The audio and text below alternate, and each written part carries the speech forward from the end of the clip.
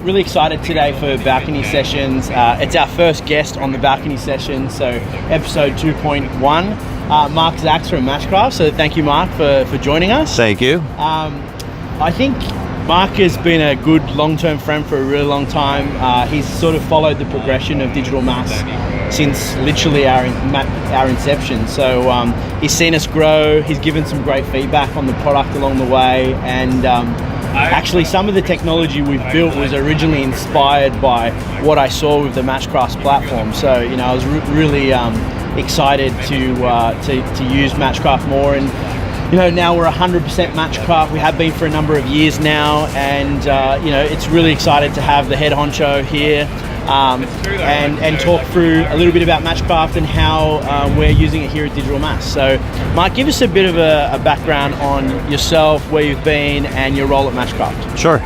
Chief Revenue Officer at MatchCraft. Chief Revenue and Innovation Officer. My job is revenue. Yep. First and foremost, make sure that our customers are using our platform, using it wisely, growing, spending their money on MatchCraft. Yep. That is our goal, first and foremost. I love it.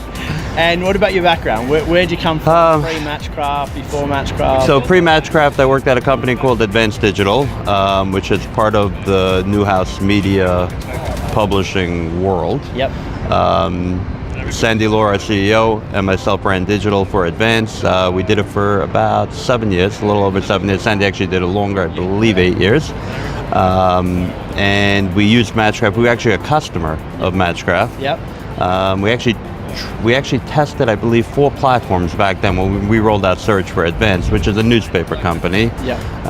And MatchCraft's technology was head and shoulders above everybody else. Yep. Advance, or Newhouse actually, not Advance, acquired MatchCraft. Yep. Okay. And then a year later, after the acquisition, they asked Sandy and I to move out, and we ended up from New York into Santa Monica, California. It's been a rough move. Also, that is quite. You know, you get tired of the sunny weather every day. Yeah. You know. Who wants sunny weather? Right. Look at it, it's beautiful here. So I think Marc sort of talked about Advanced Digital, and I think when I originally was looking at platforms for DigitalMaas, and we started having bigger resellers inquire with much higher volumes of managing AdWords accounts. So this was 2 or 3 years ago. We had some really big publishers in Australia that came to us and said, hey, love you to run our digital marketing programs, help us with fulfillment. And I started looking at different platforms. I think what first attracted me to the MatchCraft platform was the sheer size and experience that these guys had. American publishers are a lot larger than Australian. There's a lot more customers in America than there is in Australia, and these guys are the number one when it comes to that volume. And we were probably the smallest. I think Marc often jokes saying, you know, we were literally the most exciting, smallest customer that they had. You know, so, but it was good. We caught up a lot, you know, and I told him about our vision of what the platform was to become, and you know, shared a lot of the roadmap around what we're building in technology, and I think the way that we coupled the MatchCraft technology with our SEO staff and the stuff we're doing with our dashboard and reporting made for this perfect marriage, because we were not gonna start building technology that helped build scalable AdWords campaigns, because these guys already had it. We just took what they built, layered it in terms of our SEO, our onboarding, built out the campaigns on there, and our customers have been benefiting from that ever since. So we're a very, very happy MatchCraft customer, and I think we got some interesting stats from Google this morning, which said out of all of the channel partners in Australia and New Zealand, our click-through rates were 3 times higher than any other partner. Our quality score was higher, our CPCs were lower, which for anyone who's managing large-scale digital campaigns knows that, you know, those 3 metrics is what keeps you with happy customers, because if you're driving conversions at a lower cost per conversion than anyone else, it's where happy customers are. And you know, I can say that our team definitely knows how to leverage the technology that MatchCraft has, but the underlying technology is what's driving those results, and that's, we're pretty happy with that. Well, I think it's actually your team. I mean, obviously our technology, award-winning technology. A little bit about MatchCraft. We have customers now in 44 countries. Our taxonomy, our keyword and ad copy library is now translated into 23 languages. Yep. We're working on our 24th language. Bid optimization, conversion optimization, call-based optimization, goal-based optimization. We have all the technology, but if you don't set up your campaigns correctly, garbage in, garbage out, and honestly, you guys have done a fantastic job. We'd love to take credit for your 3x CTRs and your, 50% lower CPCs and your, 4x conversions, etc. But at the end of the day, if you use the platform correctly, it works. As good as our technology is, garbage in, garbage out. That's true. So, I mean, the kudos actually goes to your team. I appreciate that, Mark. I think, And we actually, and not to cut you off, Andrew, we actually, we highlight you to, to other partners on, on how to actually use the platform. With your Google Analytics integration, with the goals set up, the sub goals, the values against it, etc. Awesome. It changes the game. And you can sit in front of the customer and talk about ROI all day. And it's an actual real story. I think that's what's really been quite good, and what I've liked about, even though we were probably a really small customer in the early days, is that the guys sort of saw that we were willing to invest and build on top of the platform. And I think working with like your team, with Bob and the guys over there, they're really open to suggestions about, hey, can we try this crazy thing? Like, we're this crazy Sydney-based startup down under. I'm sure that we've got a bit of reputation around the office, but we just love trying new things. Correct. No, absolutely. And we bet on customers. MatchCraft has two types of customers. We have I guess you'd call it our traditional main customer that, comes to us and has 10, 20, 30,000 campaigns that they need managed. We're known for scale. This is what MatchCraft's, first and foremost, is you can manage whether it's 10,000, 20,000, 30,000, 50,000 customers at the same time with less people. I mean, that's the goal, right? You have a scalable platform that actually, functions. So that's our traditional customer. Huge amount of campaigns, huge spend, tens of millions of dollars a month, Google, Yahoo, Bing, etc. I mean, not much anymore Yahoo because Gemini kind of died. So that would be a tradition. And then we as a company make bets on certain partners. So, there are a lot of partners that we actually turn away. I mean, so much so, we actually send you, a bunch of requests that come into us, and we're like, we apologize, but we have a great partner in Sydney. We're happy to, introduce you to them. They manage the campaigns fantastically. But we do make bets on certain partners that we believe, even though they don't have the spend, or they have limited spend, startup, etc. But if we believe in the people managing that company, then we will take that bet and onboard them into MatchCraft. Awesome.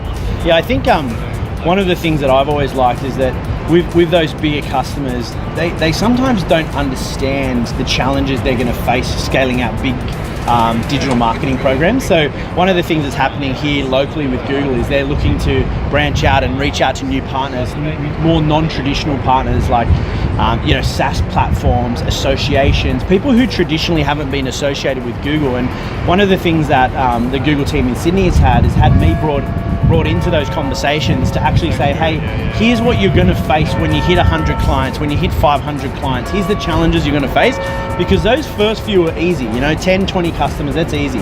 Once you start getting into managing hundreds and hundreds of customers, you can start to see it. And you'll notice in Australia that digital marketing companies, they hit this limit of about 5,000 customers, and it's really hard for them to break through. There's probably only one or two companies in Australia that has more than 5,000, and most of them have come by way of acquisition.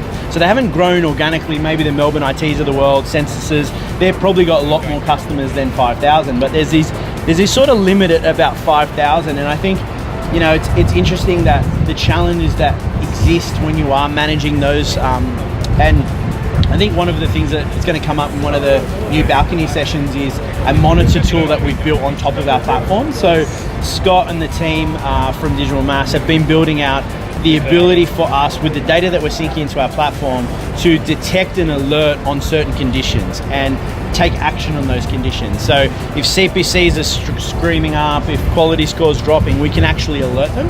And I think that anyone who's managing large portfolios of customers and not using technology in their business right now will not be around in 3 to 5 years to come. You know, Agreed. I think you need to invest in technology now, either doing it in-house and building your own tech, or partnering with people that tech is their business. You know, at the MatchCraft tech, and with multiple customers now, multiple, you know, big customers doing high volumes of digital marketing campaigns. We sort of valued that and saw that thing. One question I have for you, Mark. I know. Well, before you go there, you mentioned the next, I guess, balcony conversation. Yep. I'm surprised. I figured after, you know, our balcony conversation, we just ended on the top. No. That's it. We're done with balcony sessions. Yeah, I just figured we'd end it, but yeah. The first and last guest, we're done. No, so true. One of the things, I know you travel around a lot with your role. You know, sort of, you mentioned it. You know, 24 different countries and 44 countries, 24 25. 24 taxonomies. So 44 countries. So you're in Australia today. You've got extreme amount of experience in the US market. What are you seeing in like emerging markets? And I know that you travel for Europe and stuff like that. What are you seeing in terms of the digital marketing landscape? What are publishers coming up against, and what do you reckon the big challenges are sort of for the next few years? So I think if you look at the, you know, and we're always biased, you know, with the US. Everybody refers to the US, but it's a valid bias because they grabbed on much earlier than pretty much everybody else when it came to, you know, offering digital services to SMBs, etc. I think that when you go from country to country, market to market, you're basically seeing the transformation at you'd say year 1, year 2, year 3. So assume that the US is, let's say, year 15, right? For arguments. I mean, I'm sure people argue, you know, what year they're in the digital transformation, right? But you can go into, you know, Albania, right? And you might be year 1 what they were dealing with in the US, you know, 15 years ago, right? You know, going out there, you know, mentioning that you're managing Google campaigns and people, you know, thinking that Google's only for big businesses, right? You know, the old days in the US 15 years ago. So you just, it's the same trajectory, right? Wherever you go, it's just where they are, what year they're in, right? So figure, I guess you'd say it's more than 15, but probably like 18 years. I mean, Google, you know, is now, I believe, this is their 20th year. Right. And MatchCraft is actually celebrating their 20th year as well. Wow, yes. That's awesome. Yeah, so we were actually proud that we're a technology company that's been in business for 20 years, and I believe we beat Google by 2 months. We unfortunately do not have the valuation they have. Yet. Right. But, you know, so we're a company that's been around, you know, since I guess the beginning of digital time, but you look by market of where they're actually at, and you know, you can go into a great example would be Italy, right? Where we have some huge, I mean, you're talking about, we have one customer has about 25,000 campaigns. And you know, and they get it. They step forward. You know, they're setting up GA, and they're talking about conversions and goal track and bid up, you know, etc. And you can go to another market in Europe, and it's like you've gone back 5 years. Right. Okay. Interesting. So I mean, Australia is great because they're kind of mirroring the US. In what the approach, you know, business owners, etc. So I would tell you that they're one of the closest. UK is also obviously far advanced, which is a huge market for us. Yeah, definitely. I think because I know that a lot of people in my audience for these balcony sessions are people that love to tap onto that. So I think the huge opportunity that I'm seeing there with what Mark is saying is that if you're looking for those emerging markets, you can map out where they are in their journey. They might be in year 5. You can then look back and say, well, what's year 5 through year 10 going to bring that market, and take that solution to that market. So I know that there's people on the channel that are in, say, for instance, Malaysia, Singapore, Philippines, places like that, where, you know, I've been going to the Philippines now. We've got a big team over there for 4 years, and when I first started going there, I literally did not see one single smartphone in the hand of the people walking the street.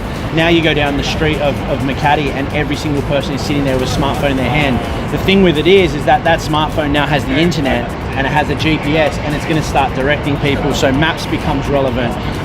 You know, they're using Uber and Go and Grab cars and all those different things that, you know, we've been using for a really long time. So where are they up to? And then bring your solution. If your solution helps them get from year 5 to year 10, then bring your solution to that market, and you'll do really, really well. Right, but they might not be ready to jump from year 5 to year 10. But the beauty of it is that the playbook has been written already. Yes. I mean, you know, in the old days of selling digital, the main issue was the technology available. Yep. The majority of the platforms at best work, you know, 20% of what was promised. Yep. The technologies out there now are fantastic. Yeah. They function, they work, they do what we actually tell them to do, which is the main advantage. I mean, back then you rolled out a bunch of technology platforms that just didn't do what it was supposed to do. So you have the technology, you have the roadmap. I mean, it's been done before. It's not like you're recreating anything. Yeah. I mean, the next exciting, I guess, frontier really is social, obviously. Facebook, which is now in the SMBs are jumping all over it, which I'm sure you're seeing on your side. Yeah, we are, definitely. We're starting to see more and more people interested in social, and you know, it's interesting. We didn't actually have an advertising product because we wouldn't launch an advertising product unless it was supported on MatchCraft. So we were not one of the early adopters with the support for social and Facebook advertising on MatchCraft. And I think with each release that I saw the Rowan release, which just came out, more support for social. So I'm seeing that, you know, the technology is actually supporting that. And the main reason is that these guys build really, really good scalable digital marketing tech, whether that be for AdWords or Bing or Facebook. And now that we can actually use MatchCraft to use the same bidding algorithm to power our social campaigns, we're seeing the same results that we saw on AdWords. We're seeing that on Facebook now, which correct. is phenomenal. And we will not we don't roll out products if it's not scalable on our platform. So, you know, we might actually take time. You know, rolling it out, but we have to see, number one, what the market will bear, and number two is that it fits within our partners, that they can sell, you know, 2,000 social campaigns and seamless, no issues. Sense. Yeah, exactly.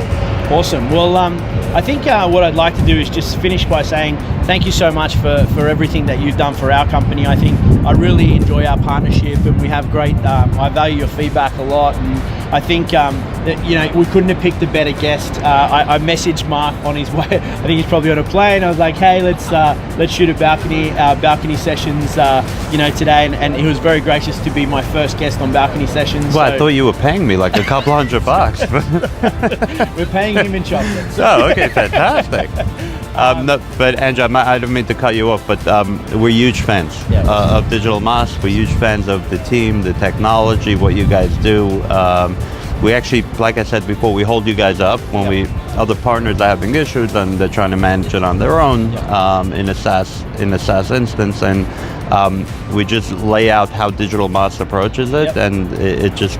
I mean, the success that you guys are having is based on your team and how you guys approach the market. Awesome, Marc. Thank you so much. So you just heard it there from the man himself. If you're struggling with managing large-scale digital marketing campaigns in any market in the country, reach out to myself. I'll connect you with the guys from MatchCraft. If you're in the Asia-Pac region, we can help you out. So, you know, drop us a line, drop us an email. And thank you, Marc, for coming back. Appreciate it. Please, enjoyed it.